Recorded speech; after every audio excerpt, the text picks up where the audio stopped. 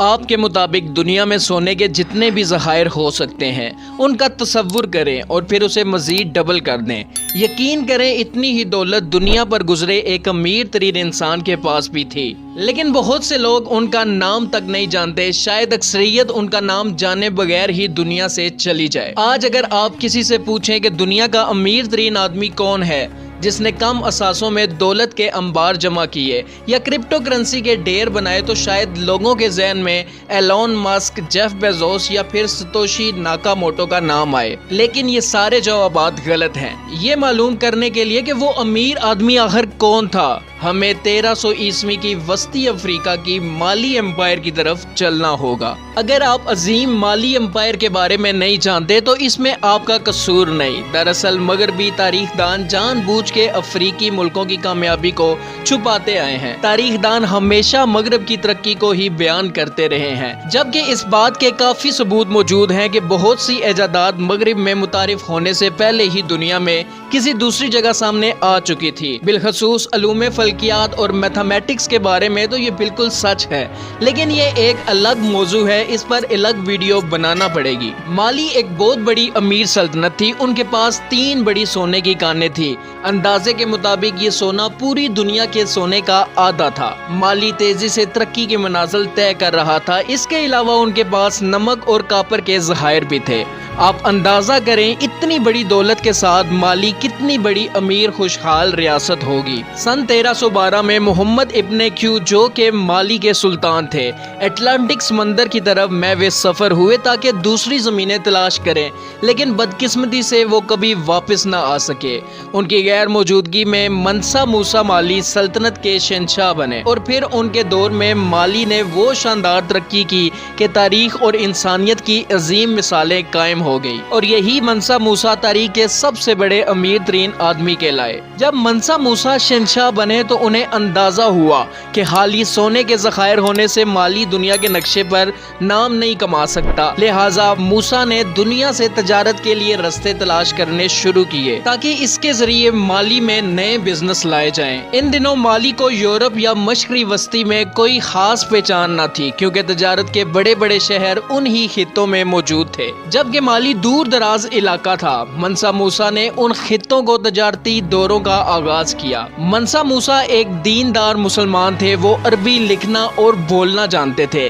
اسی خصوصیات کی بنا پر انہوں نے عرب خطے میں تجارت کا آغاز کیا۔ آپ کو معلوم ہوگا کہ اپنی زندگی میں کم از کم ایک بار ہر مسلمان سعودی عرب کے شہر مکہ کے مقدس مقامات پر حج یا زیارت کے لیے جاتا ہے۔ مکہ مکرمہ رسول اللہ محمد صلی اللہ علیہ وآلہ وسلم کی جائے پیدائش بھی ہے، اور یہ حج مسلمانوں کے لیے روحانیت کا سب سے بہترین تجربہ بھی تصور کیا جاتا ہے۔ سن 1324 عیسوی میں منسا موسا نے مکہ کے لیے 4000 میل کا سفر طے کیا، ایک ایسا سفر جو اسے اور مالی کو قرون وسطی کے دنیا کے نقشے پر لا کھڑا کرنے والا تھا۔ اپنے حج پر منسا موسا نے اپنے پورے شاہی دربار کے ساتھ سفر کیا۔ اس کے اہلکار، سپاہی، جنگجو، تاجر اور 12,000 غلام لوگ ساتھ چلے۔ راستے میں منسا موسا اور اس کا وفد مصر سمیت مختلف شہروں میں بھی رکا۔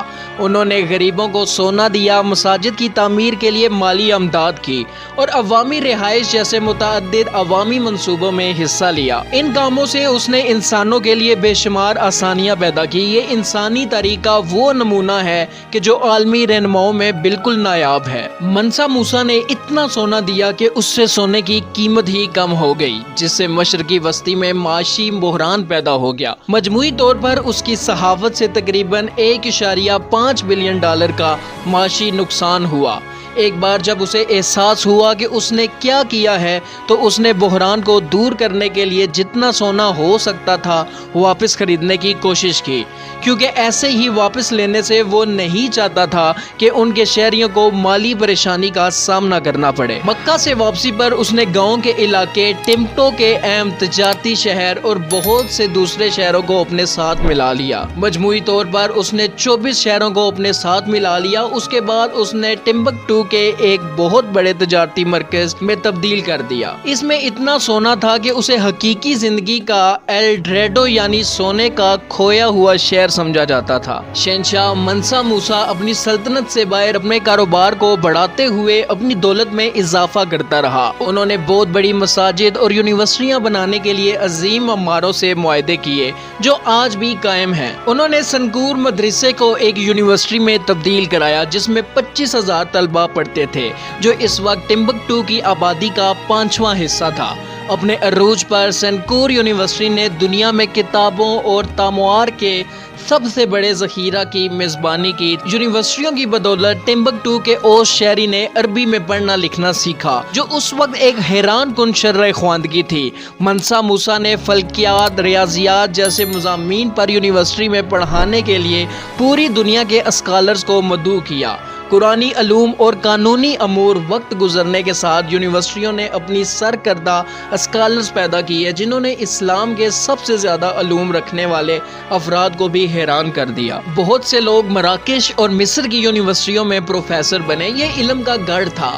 آج اگرچہ یہ اسکول سینکڑوں سالوں سے ایک فعال یونیورسٹی نہیں رہا ہے، لیکن یہ ڈھانچے نو آبادیاتی دور سے پہلے مغربی افریقہ کی بھرپور دانشوری کے ثبوت کے طور پر آج بھی کھڑے ہیں۔ انہوں نے مالی کے لوگوں کی اقتدار اور معیاری زندگی کو اس انداز میں تشکیل دینے اور تبدیل کرنے میں مدد کی کہ دیکھنے والوں کو حیران کر دیا۔ منسا موسا اپنی رعایا کے لیے ایک باوقار زندگی فراہم کرنے کا قابل تھا، لیکن حقیقت میں اس کے پاس کتنی دولت تھی، اس پر تمام معاشی ماہرین حتمی رائے پر اختلاف رکھتی ہے۔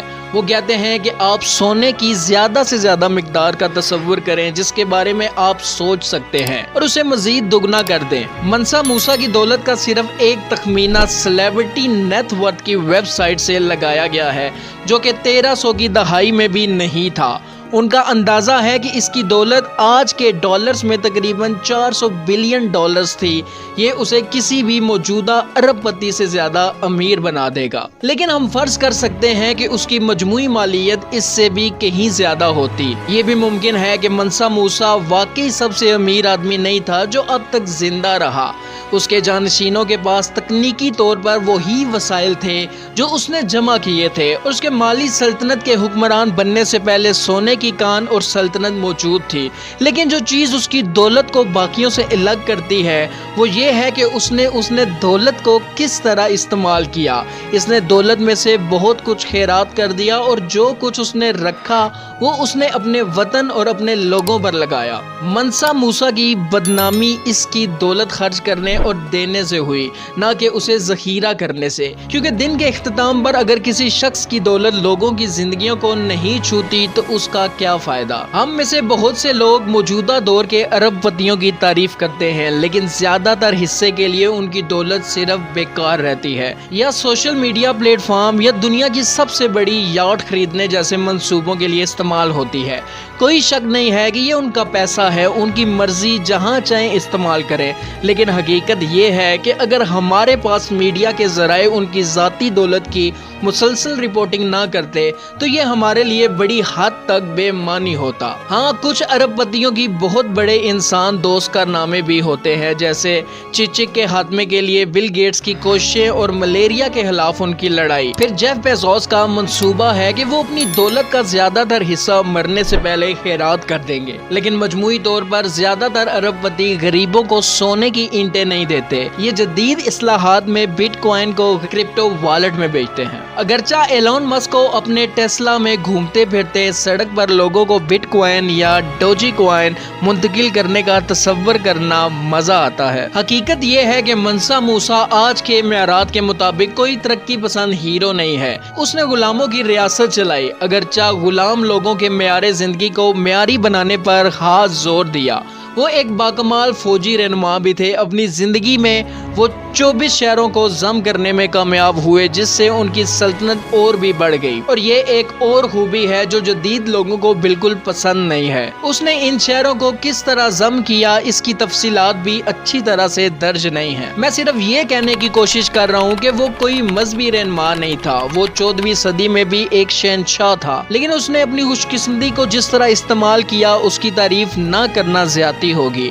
اس نے اپنی دولت لوگوں کی زندگیاں بدلنے میں صرف کی۔ اس نے اسلام کے اقتدار کو اس طرح قبول کیا کہ جس سے مالی کے تمام افراد کو فائدہ ہوا۔ اس کے مرنے کے بعد اس کے بیٹوں نے سلطنت پر قبضہ کر لیا، وقت کے ساتھ ساتھ سلطنت کو تحلیل کرتے رہے۔ یہ عجیب بات تھی، ان کے والد عظیم حکمران تھے، شاید ان کے بیٹوں کے پاس کسی چیز کی کمی تھی۔ موسیٰ کے پاس ایک اچھی حکمت عملی تھی اور اپنی سلطنت کو اپنے لوگوں کے لیے بہتر بنانے کی خواہش تھی۔ اس نے اپنی دولت کو استعمال کر کے اپنی ریاست کی دنیا میں داغ بٹھا لی، نام کمایا، لیکن اس کے بیٹوں نے سلطنت ختم کر دی۔ تاریخ نے منسا موسیٰ کو ہمیشہ کے لیے بلا دیا ہے۔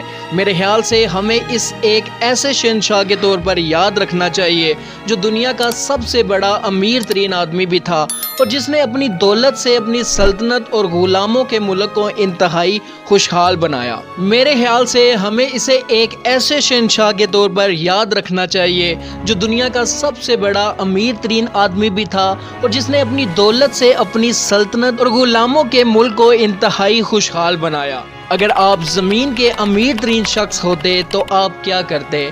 ہمیں کمنٹ میں بتانا مت بھولیے گا۔